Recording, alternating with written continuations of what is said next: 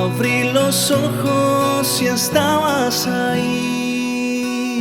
Sentí tu lágrima en mi rostro feliz. Al primer día dejaste tu luz. Bueno, seguimos aquí en el Congreso de Pediatría de la Sociedad Uruguaya de Pediatría en el Radisson Victoria Plaza. Ahora nos encontramos con Alejandro Nespral. El doctor Alejandro Nespral es pediatra argentino, radicado actualmente en Bariloche, y le damos la bienvenida. Muchas gracias por estar con nosotros, Alejandro. Muchísimas gracias por la invitación. Gracias por la nota, y contanos un poquito acerca de tu especialidad. Tú te especializás en cuidados paliativos. Yo hace ya algunos años que trabajo en el campo de los cuidados paliativos, atendiendo niños, niñas y adolescentes con enfermedades graves, enfermedades crónicas, enfermedades, decimos los paliativistas, que amenazan y que limitan la vida, enfermedades las cuales muchas veces se curan esos niños y esas niñas, otras veces no, y tienen periodos largos de enfermedad, a veces cortos, y en algunos casos fallecen. Y lo que hacemos en cuidados paliativos, junto a un equipo interdisciplinario de psicólogas, enfermeras, voluntarios, fisiatras, etcétera, es acompañar a esos niños y niñas atendiendo a todas sus necesidades físicas, emocionales, sociales, y acompañando ese grupo familiar que lo acompaña, intentando de que, independientemente del resultado de la enfermedad, independientemente de que se cure o no se cure, incluso independientemente de en qué momento de la enfermedad está. Viste que muchas veces cuando uno escucha cuidados paliativos piensa que es para el final, ¿no? Cuando ya no hay nada más para hacer y cuando todo fracasó. Claro. Y ya de a poquito va cambiando ese paradigma. Nosotros trabajamos independientemente del momento. Si tu hijo, tu sobrino o un paciente tuyo está incluso en el proceso diagnóstico, pero ya hay síntomas y ya hay dolor, por ejemplo, y esa mamá y ese papá están angustiados y la escuela no sabe bien qué va a pasar. Me parece que ahí lo que ya hay son necesidades. Claro. Está el tema de que uno nombra cuidados paliativos y es todo negativo, es el miedo, es acompañar a morir, es como lo que la gente le resuena en la cabeza, y no es así. O sea, tenemos que desmitificar un poco el acompañamiento de los cuidados paliativos, de que no es solamente, si bien obviamente es una de las facetas que tenemos que transitar, lamentablemente, porque a veces sí el desenlace sabemos cuál va a ser. Perfecto, yo lo diría casi igual. Los paliativos nacen en la década del 60 dando respuesta a los moribundos. Claro. O sea, hay una gran parte que cuando uno escucha paliativos se estremece, porque parecía que paliativos es un diagnóstico, ¿no? Paliativo no es un diagnóstico, paliativo es un equipo de gente que trabaja pero uno escucha, cuidado, me van a mandar a cuidados paliativos, ¿qué me pasó? Exacto.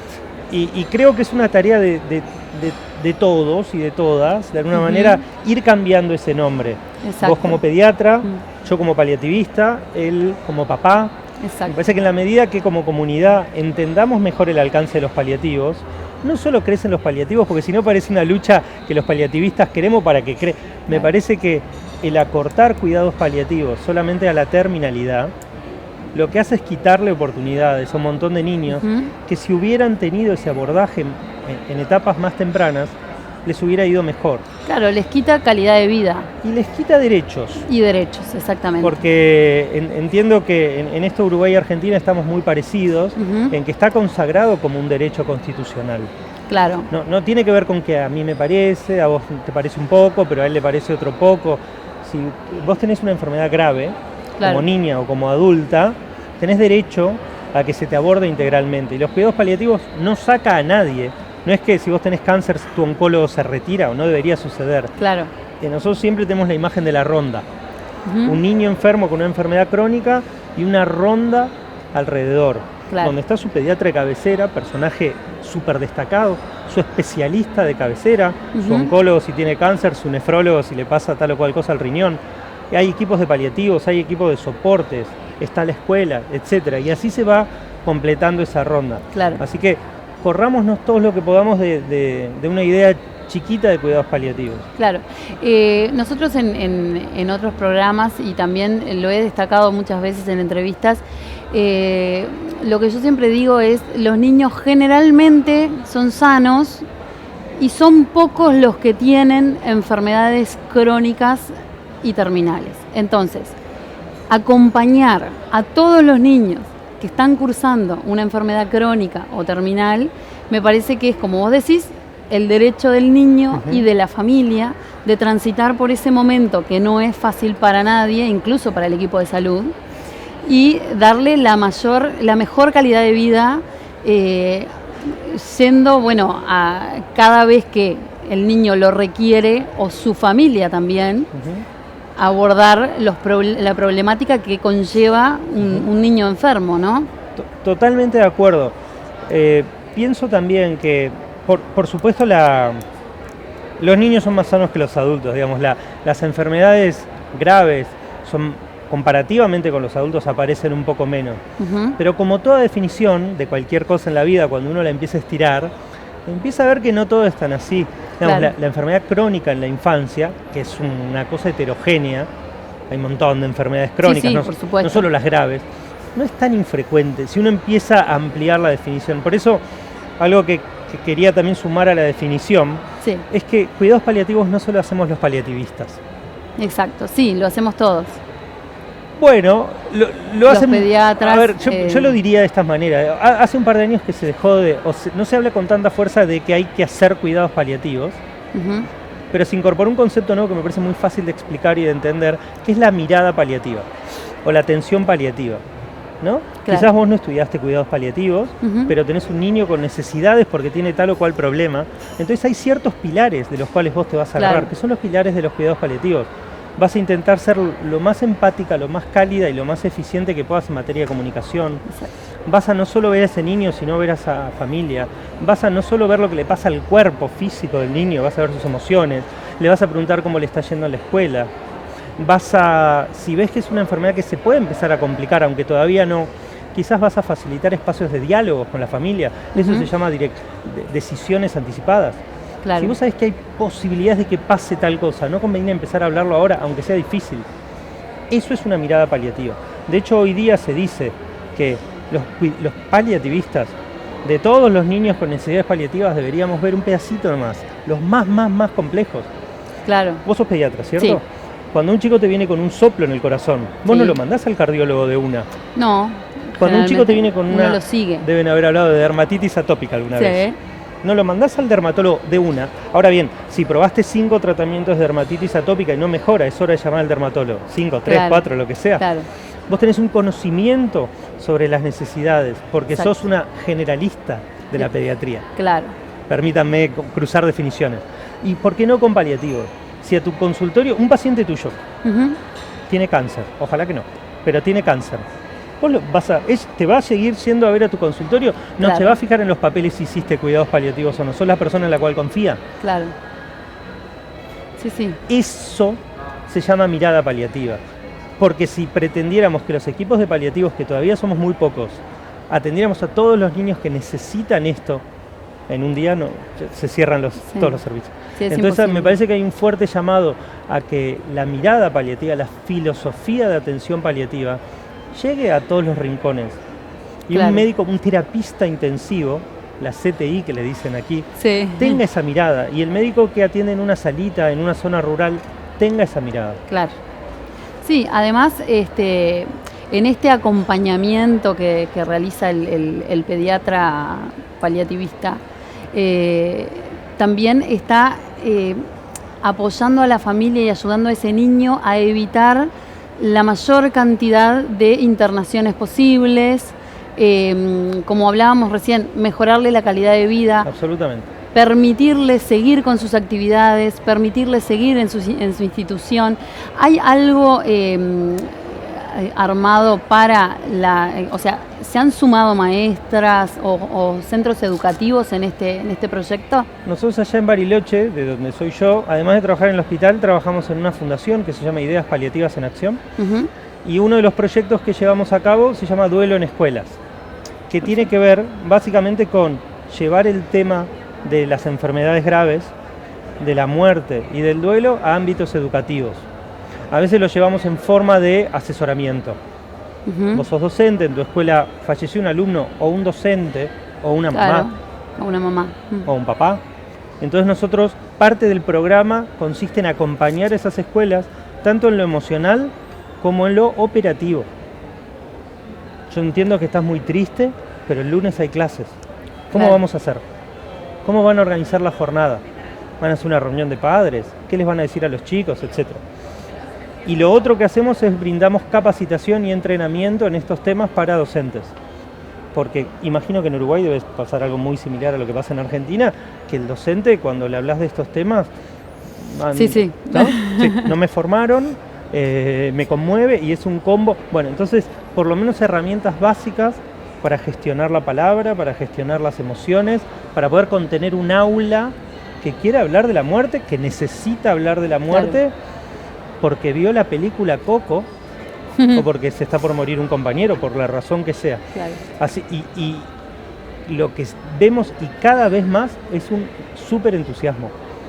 Los docentes dicen, yo del tema no sé nada, pero quiero saber. Claro. Así que me parece que, yo diría para la pediatría en general, Ujú.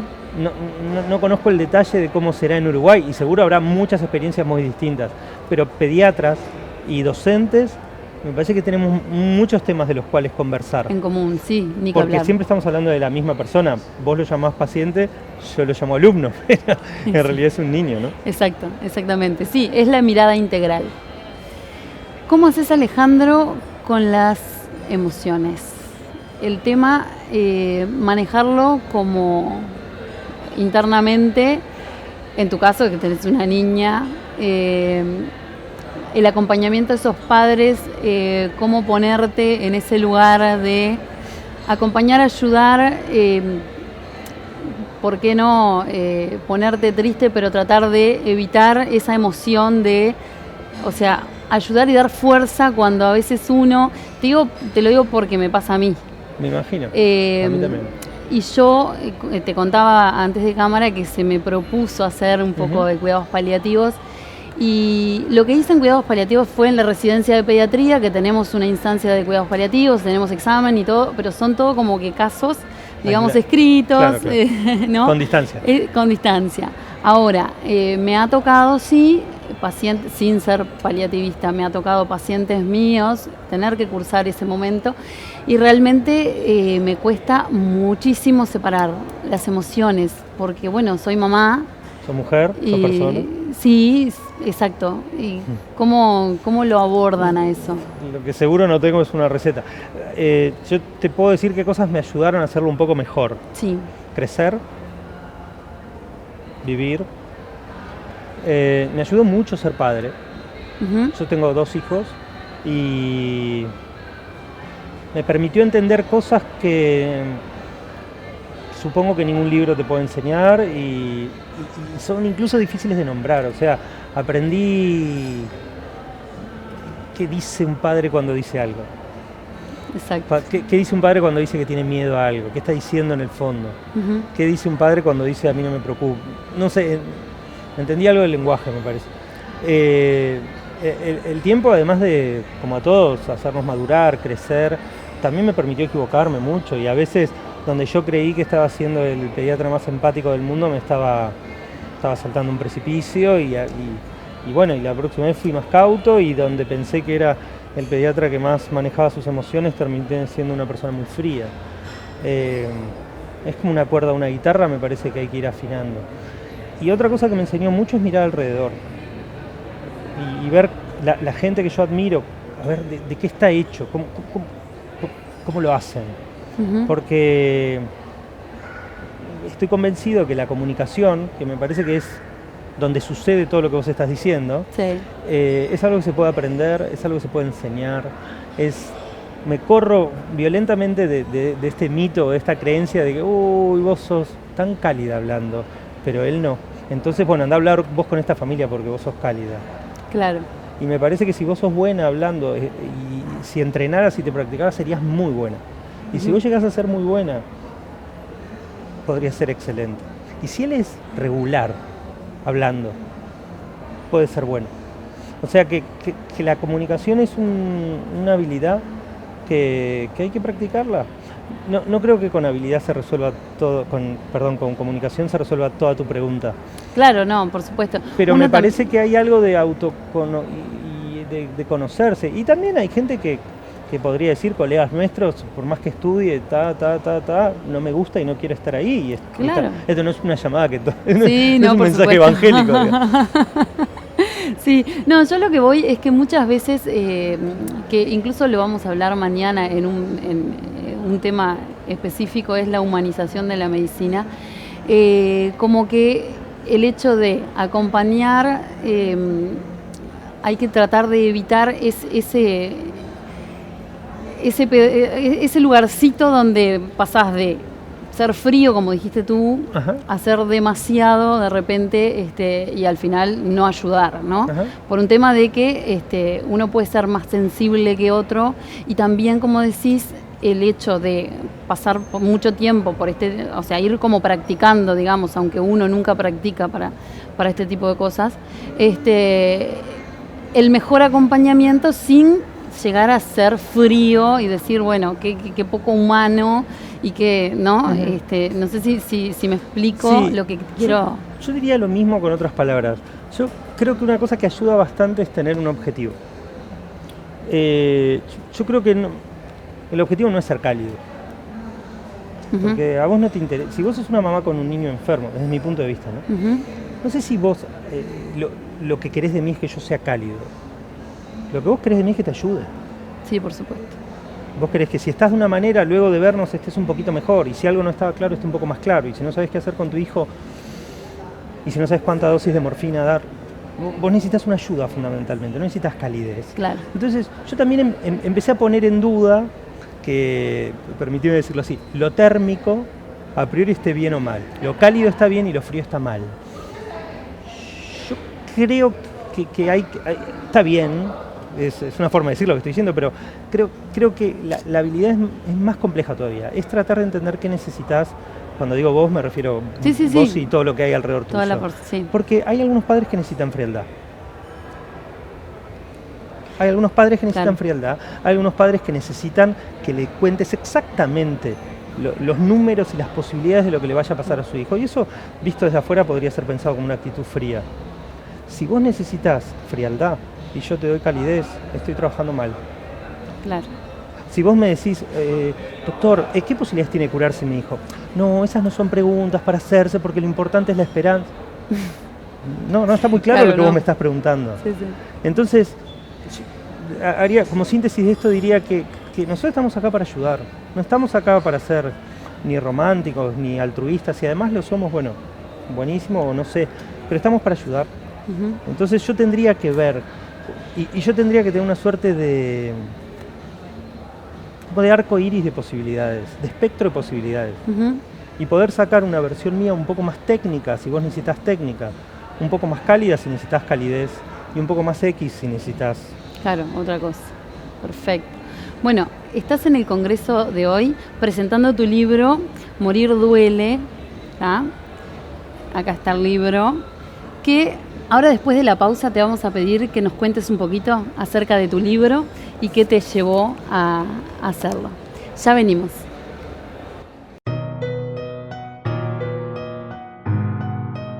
Promo 2019 de la Cardio. Afíliate por el 473-22006 con el 50% de descuento en la cuota. Unidad cardiorrespiratoria móvil. Protegiendo tu vida siempre.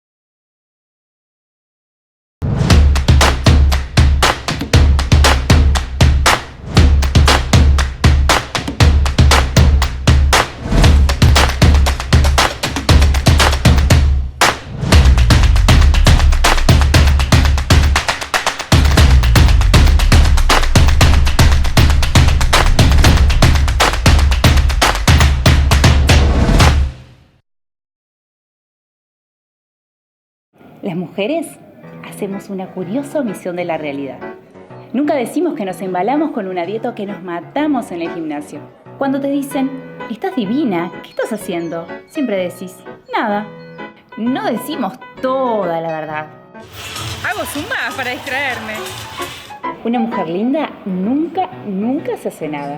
Por eso todos esos tratamientos como Melaslim, lipoláser y qué sé yo, son cosas que yo no necesito. Porque yo no me hago nada.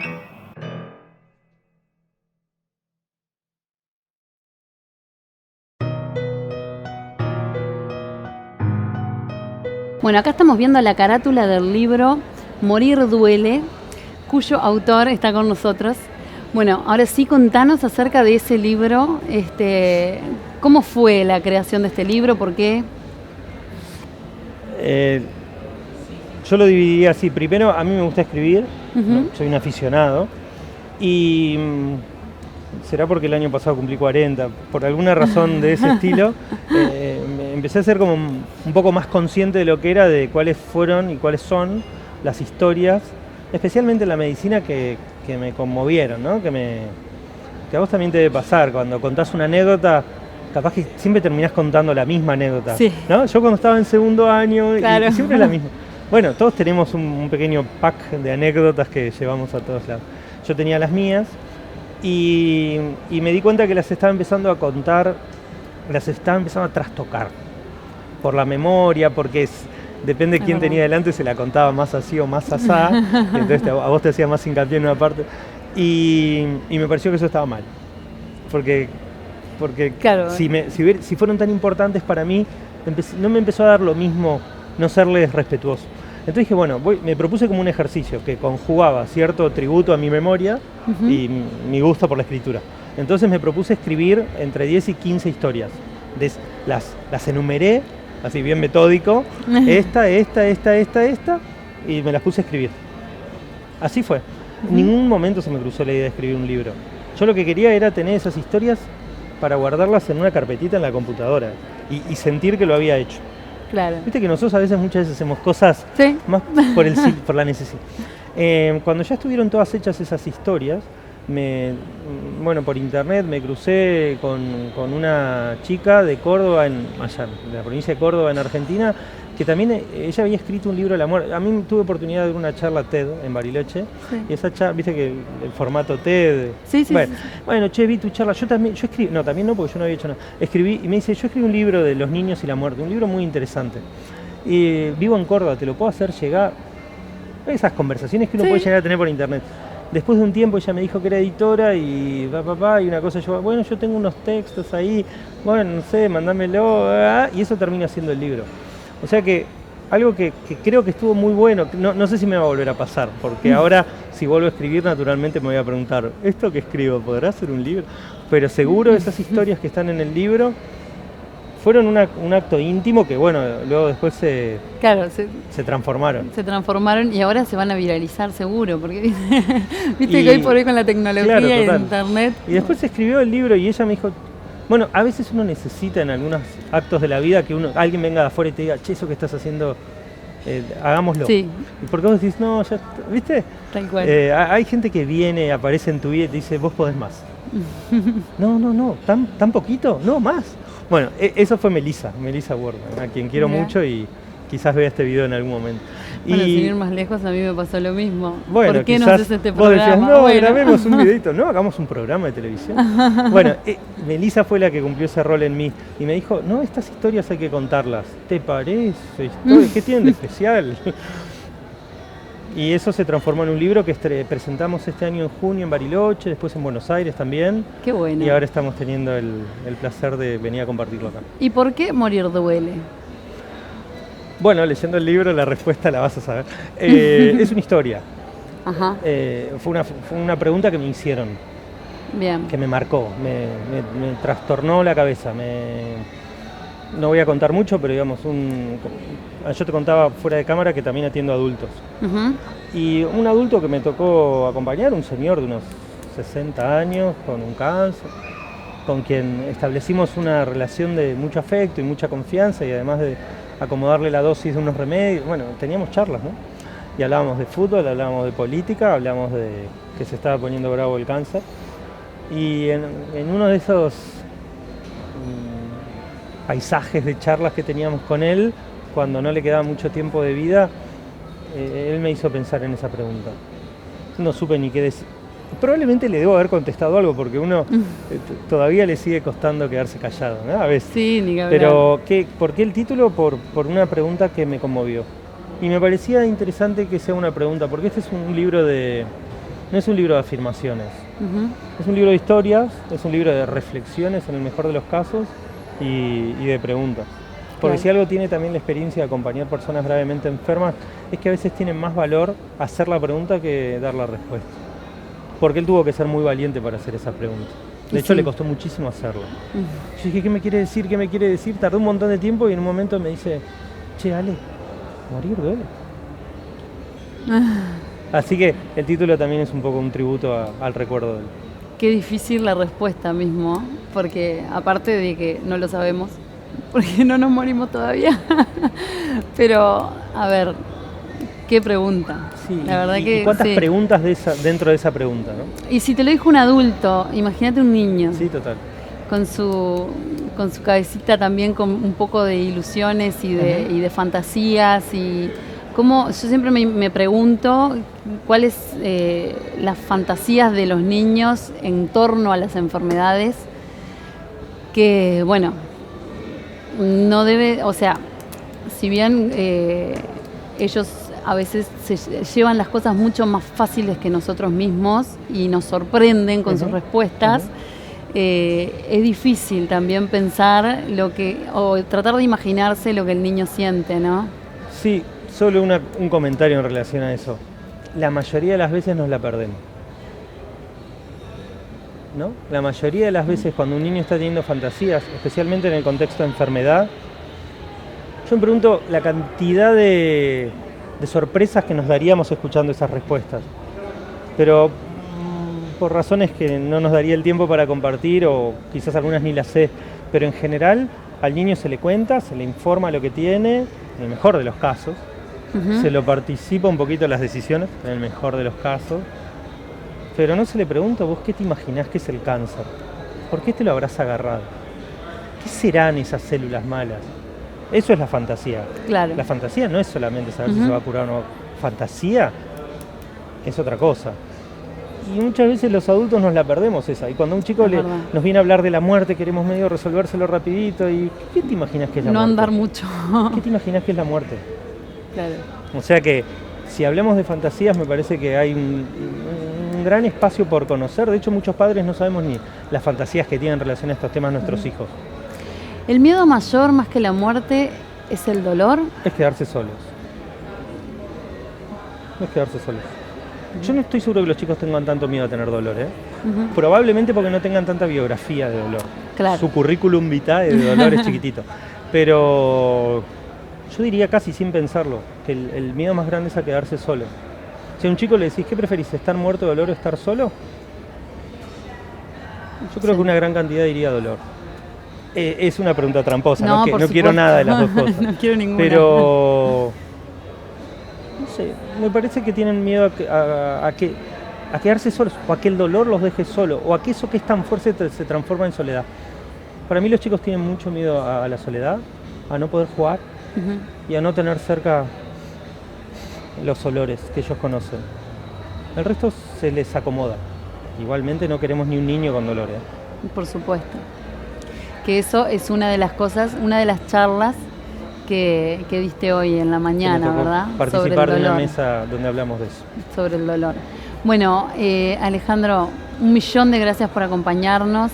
La verdad que es entrevistarte una experiencia bárbara, pero además lo que haces me parece maravilloso. Te felicito desde mi lugar porque estoy del lado de la pediatría y sé de buena fuente que no es fácil, pero que está buenísimo.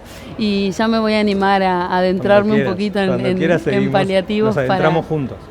Perfecto. Muchísimas gracias. Continuamos con más Soy Mamá.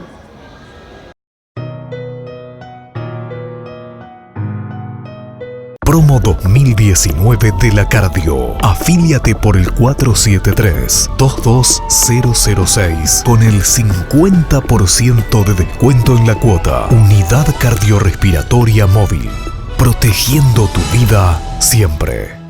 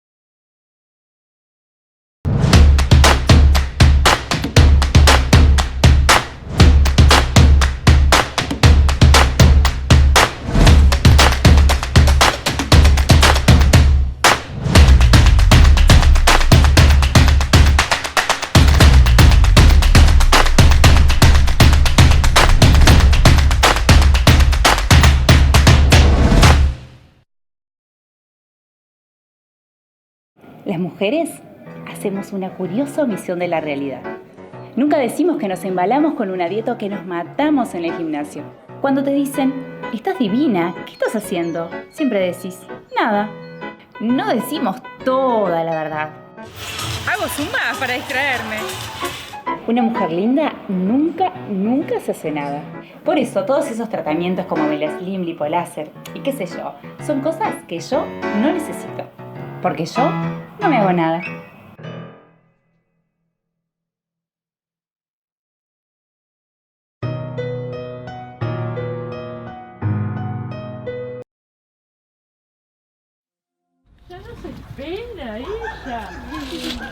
Los cuidados paliativos pediátricos son una estrategia de atención para niños y adolescentes con enfermedades crónicas complejas que amenazan o limitan sus vidas. Son una forma integral de hacer la medicina, dirigida a prevenir o disminuir el sufrimiento por dolor u otros síntomas molestos, pero también brindar apoyo emocional, social y espiritual al niño y su familia. Por eso deben ser brindados por un equipo interdisciplinario, formado por pediatras, enfermeros, psicólogos y trabajadores sociales, así como otros especialistas de la salud que participan en conjunto con el pediatra tratante y otros especialistas del niño. Los cuidados paliativos pueden ser brindados tanto en hospitales, sanatorios y policlínicas como en el hogar, donde la mayoría de los niños y sus familias prefieren estar. En Uruguay, los cuidados paliativos son un derecho de todos los ciudadanos, independientemente de la edad, el lugar donde residan o el prestador del que sean usuarios. Están contemplados en la Ley 18.335 de Derechos de los Usuarios del Sistema de Salud y en la canasta de prestaciones que todas las instituciones, públicas o privadas, tienen la obligación de brindar a sus usuarios. Si usted tiene un familiar que pueda beneficiarse de los cuidados paliativos, convérselo con su pediatra o médico de referencia. Los cuidados paliativos son un derecho y para los prestadores de salud, una obligación.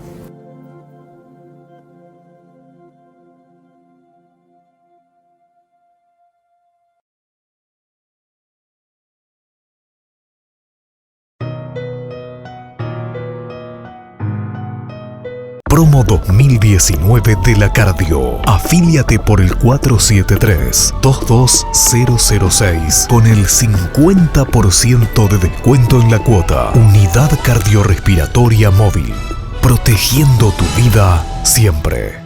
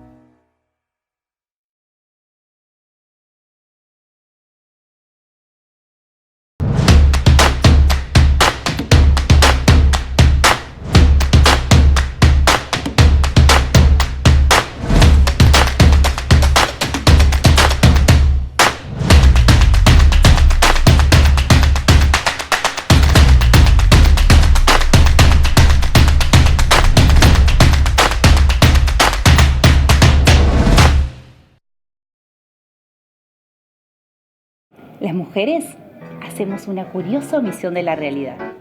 Nunca decimos que nos embalamos con una dieta o que nos matamos en el gimnasio.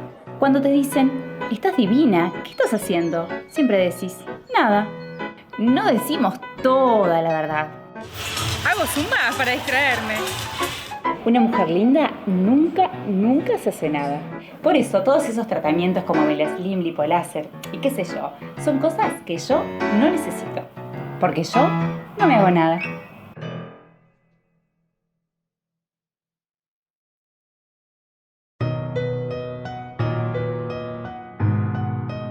Continuamos aquí en el Radisson Victoria Plaza, en el Congreso de la Sociedad Uruguaya de Pediatría. En este momento estamos con Guadalupe Colombo Paz. Sí. Ella es psico-oncóloga, nos visita desde Argentina, está radicada en Bariloche y trabaja en cuidados paliativos. ¿Cómo estás, Guadalupe? Muchas gracias por aceptar la nota. Por favor, gracias a ustedes.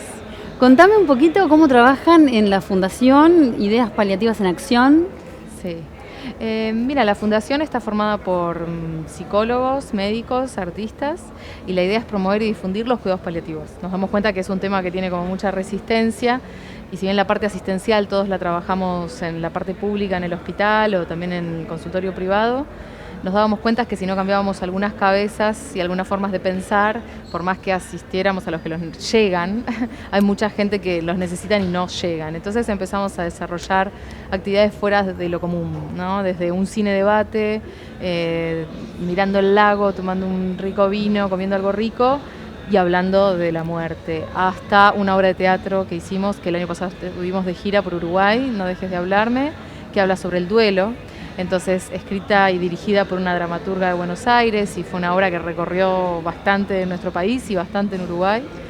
Y también estamos haciendo un documental que va a salir próximamente, que se llama Perspectivas, que tiene que ver con la mirada de todos los que participan de una enfermedad, desde el paciente, la familia, alguna persona que esté en duelo, hasta los médicos, los psicólogos, atravesados por preguntas. Eso lo estamos sacando del horno en breve. Y el proyecto Duelo en Escuelas, que es un proyecto también de formación y de asistencia a la hora del duelo en la comunidad educativa. Contame un poquito más de eso, del duelo en escuelas. Ya más o menos nos comentó algo tu esposo. Que, sí. También es mi esposo, claro. Sí. Alejandro. Que bueno, les contamos que Alejandro es el esposo de Guadalupe y trabajan en conjunto. Sí. Junto con nuestras compañeras que quedaron en Bariloche. Sí.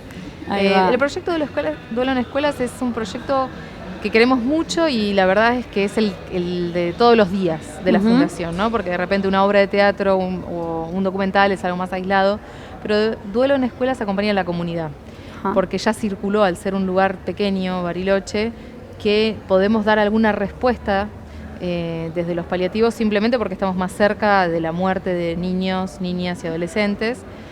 Si bien nos tocan acompañar fallecimientos que no tienen que ver con una enfermedad, un asesinato, distintas cuestiones, hay algo que podemos aportar, y nos fuimos formando y así surgió. Tenemos dos modalidades. Una es preventiva, que son capacitaciones, son talleres de 3 horas más o menos, que estuve contando algo hace poquito en Maldonado de estos que hacemos, y ahí los docentes juntan herramientas, y es teórico-vivencial. Y después, si no, la modalidad en emergencia. Ocurre un suceso donde fallece alguien, algún niño, algún alumno, algún docente o algún padre, y nos llaman y tratamos de responder en las 48 horas ahí rapidito. Se cierra la escuela y pensamos estrategias. Cómo abordarlo, contenemos a los docentes y pensamos estrategias de cómo afrontarlo ahí. Y después tenemos algún acompañamiento, algún seguimiento de esas situaciones. Así que a la hora de que sucede, y después con programación estamos haciendo talleres en casi todas las escuelas de Bariloche. Bueno. Es difícil abordar por ejemplo, te doy un ejemplo de un fallecimiento de un niño en un preescolar, por ejemplo. Sí. ¿Cómo haces entender al resto de sus compañeritos que no está más? Es como difícil para los padres abordarlo. ¿Cómo lo abordan desde el equipo? Bueno, depende mucho de cómo fue esa muerte, ¿no? Si fue siempre las muertes por enfermedad, la parte positiva que tienen es que nos permiten hacer un duelo anticipado. Sí, siempre y cuando los adultos permitan que se hable del tema. En nuestro país pasa mucho, bueno, creo que acá también, en el interior se van, migran los niñitos enfermos a Buenos Aires, entonces esos compañeritos, ¿qué pasó? Y de repente vuelven y lo ven con su físico cambiado. Si hay adultos que van acompañando y les van contando y mandan cartas al hospital de Buenos Aires y vuelven y cuando vienen hacen algún encuentro, esos niños enfrentan el duelo como un poco más acomodados, ¿no? Si no se acompaña el proceso, va a ser más choqueante. Después también están, bueno, falleció por un accidente, falleció por cuestiones donde ahí hay que aguantar el proceso de shock, que así como lo tenemos los adultos, también los tienen los niños. Y algo muy, muy importante es la capacitación, porque justamente no es lo mismo el concepto de muerte a los 4 que a los 7, que a los 10. Y si no lo sabemos los adultos, que el concepto de irreversible se termina de asentar en nuestro psiquismo recién entre los 7 y los 9 años, puedo hacer mucho lío, exigiéndole yo a un niño de 5, ya te dije que el abuelo se murió. Y el nenito te dice, sí, pero al día siguiente te dice, bueno, ¿ponemos un plato para el abuelo? No, ya te dije que murió. Y me enojo porque el nene te dice que sí, pero no entiende que es irreversible. Sí, se murió, perfecto, pero mañana vuelve. O preguntas desde, hace frío en el cielo, o si viajamos en avión lo voy a ver. Todo eso es porque cuando son más pequeñitos va por ahí, va por lo mágico. Después eso se va armando. Si yo eso no lo sé y le exijo uno de 5, ser como uno de 9 y uno de 9, bueno, la estrellita como si fuese de 5, hago lío. Por eso es que insistimos en capacitarnos. Eso es sumamente importante lo que acabas de decir, porque me parece que como que lo dijimos un poco al pasar, pero es sumamente importante para los padres en casa saber esto que acaba de decir Guadalupe. El niño no tiene la misma idea de muerte dependiendo de su edad. Entonces, hasta los 7 años no sabe que la muerte es irreversible, no sabe que ese que falleció no va a volver y por lo tanto va a seguir como intentando buscarlo en otras instancias, ¿no? Por eso necesitamos adultos que tengan paciencia, que estén disponibles para responder una y otra vez hasta que pueda elaborar la ausencia. Si es algo tan abstracto para los adultos, ¿cómo no lo va a hacer para los niños que están como con tanta cosa nueva? Por eso hay que trabajar sobre nosotros mismos, revisar qué nos pasa a nosotros con la muerte, con el proceso de morir, con el proceso de enfermedad, para ser adultos disponibles para esos que están creciendo. Claro. Decime, cuando se aborda a la familia, por ejemplo, si hablamos de una enfermedad terminal, ¿no? El abordaje integral ese que hacemos, ¿qué es lo que dificulta más? Lograr que los papás como que estén de acuerdo en participar más a ese niño, o lograr que el niño como que, a ver, no sé cómo hacerte la pregunta, acepte o quiera hablar del tema, ¿no? Hay muchos niños que no quieren hablar del tema. Claro, dependiendo también de la edad. Sí, depende mucho de la edad, depende mucho de cómo podemos hacer para también lo mismo, ¿no? No es lo mismo si esos papás se pusieron a charlar juntos de manera conjunta, qué va a pasar con este hijito, qué queremos, hasta dónde seguir con los tratamientos, por ejemplo, que es un tema de muchísimo debate, que si no lo hablaron y solo lo hablan sobre el final. En la última semana, entonces estamos pretendiendo un nivel de comunicación que esta familia no tuvo nunca. Entonces, ¿por qué lo va a tener ahora? Claro. Nada es muy distinto de cómo fue esta familia, ¿no? También hay algo que es muy importante, que es así como cada duelo es único y en una familia hay distintos duelos, también en lo comunicacional. Por ahí la mamá necesita tener un diálogo con ese hijo y el papá no. Y es válido. Y capaz ese niño necesita hablar, pero no quiere hacerlo con ninguno de sus dos padres. Entonces ahí estamos los de salud, ¿no? Los psicólogos, los médicos, para poder acompañar y decirles que esto no es personal, que esto es... Los niñitos cuando se están yendo, por ejemplo, hacen algo que se llama la retracción libidinal, que se van como... Bueno, los adultos también, todos, cuando estamos en una enfermedad. Que es ir como yéndonos. Entonces no queremos ver más a nuestros amigos, no queremos ver más a algún familiar. Y a veces se quedan solos. Yo, que soy la psicóloga, los acompaño a veces al domicilio y estoy siempre hasta que en un momento me dicen, ya no quiero que vengas más, ¿no? De alguna u otra manera, o con un dibujo, y eso es que conmigo cerró. Y a veces se quedan solo con la mamá y entonces es muy duro para el papá, o al revés, se quedan con el papá y con la mamá, ¿no? O no quieren ver más a los hermanos.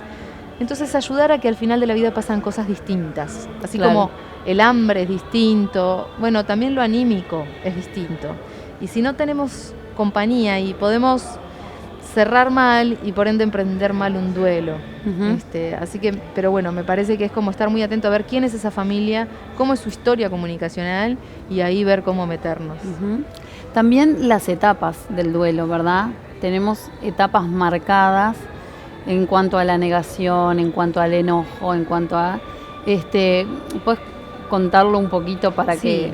Sí, las etapas del duelo las diseñó, ella dijo que las observó en los pacientes, Elizabeth Kubler-Ross, y ella lo que observó es que todos más o menos pasaban por las mismas etapas, que estas etapas no son 1, 2, 3, claro, consecutivos, pero la armó así para que sea pedagógico. Pero son dinámicas, o sea, puedo estar en una y volver. Se habla de un principio del shock, ¿no? De esta etapa como de negación, donde la persona no puedo creer lo que pasó, no puedo creerlo, y ese no puedo creerlo es literal, es que no lo puede creer, ¿no? Entonces necesita decirlo muchas veces. Lo interesante de saber las etapas es para saber cómo acompañar a una persona en duelo. Yo tengo muchos pacientes en duelo que vienen y me dicen, la gente no sabe qué hacer conmigo, no sabe cómo tratarme, o no me hablan del tema, y lo que más necesita una persona en duelo es hablar de su ser querido. Entonces, pero de repente nos da un poco de miedo. Entonces, tener estas también son herramientas. Después viene la parte de la negociación también, ¿no? Viene como una cosa, y si hubiera hecho esto, y si por qué no hice lo otro. Después la culpa, la ira. En los niños se ve mucho la ira, muy presente, como que los ves, y por eso está bueno que la comunidad educativa sepa que este chiquito está pasando por una situación de duelo, porque no es que tiene un trastorno de la conducta, es que está triste, y el niño lo saca a los golpes, entonces, bueno, que el profe de educación física arme una actividad, ver de qué manera algo se puede armar. Después viene lo más desagradable, que es la tristeza, que es como muy, muy triste, es la depresión, se le dice el mismo nombre que una patología, pero no es lo mismo, de hecho nosotros proponemos no medicar ahí. En la tristeza elaboro, en la tristeza entiendo que el otro ya no está más. Y con mucho tiempo llega la aceptación, ¿no? Que aceptar no es estar de acuerdo con la pérdida. Yo no quería que fallezca mi hijo, pero acepto y sé que puedo vivir con eso. Puedo estar en la aceptación, transitando un mes maravilloso de aceptación y de golpe una tristeza profunda y de golpe una ira. O sea, son luces en el túnel del duelo, digamos, pero puedo ir y venir continuamente. Claro. Y ahora como que se apoya un poco más también el hecho de hablarlo y el hecho de contar y el hecho de ayudar desde varios lugares, no como antes que está enfermo, nadie habla del tema, no se le dice al niño, no se lo participa de lo que se va a hacer, no le preguntes sobre su enfermedad. No. Eso es todo lo contrario. Todo lo contrario, los equipos tratamos de que la toma de decisiones sea de manera compartida, que se pueda escuchar la voz del niño, que se pueda informarle esa información, por supuesto, que acomodada a su edad, a su momento evolutivo. Sí, por supuesto. Y llegando de distintas formas, ¿no? No es como con los adultos que, bueno, vamos a contarte la mala noticia o lo que sea. Acá hay que ser creativos para trabajar con niños, pero no por eso faltarles el respeto de que no sean parte de la decisión de cómo quieren transitar su vida y su enfermedad. Claro. Incluso su muerte, ¿no? Muchas veces es el niño que viene y me dice, ayuda a mi mamá para que entienda que no me quiero hacer más nada. Y entonces es algo de traductora, para poder ver que esa mamá entienda que ese niño llegó ahí. Pero sí, por supuesto que adecuadamente se puede hablar de todo con los niños. ¿Haces más cantidad de instancias con esas mamás que no quieren que el niño sepa? Sí, por supuesto, esas son más trabajosas, porque bueno, es como la persona que llega a un final de la vida y no se quiere morir, ¿no? Y entonces sigue y sigue. Cuando hay dificultad de aceptación, ahí hay que trabajar más, hay que ver por qué cuesta la aceptación, qué pasa, qué le pasó a ella con la maternidad, quién es este hijo que vino a representar. Siempre hay que acercarse más a la familia para poder ver cuál es la mejor forma de soltar. Soltar para nadie es fácil y para una madre sí, menos. Pero se puede, porque la verdad es que los hijos, y lo digo como mamá, son hijos nuestros, pero a la vez hijos de la vida.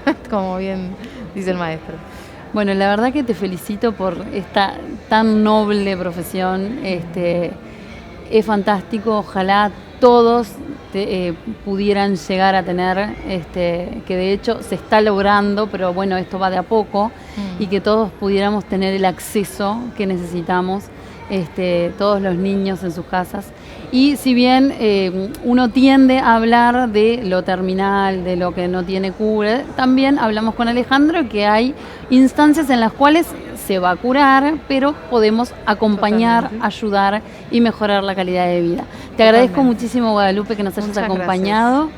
Y bueno, nos vemos en el próximo programa de Soy Mamá. Espero que les haya gustado.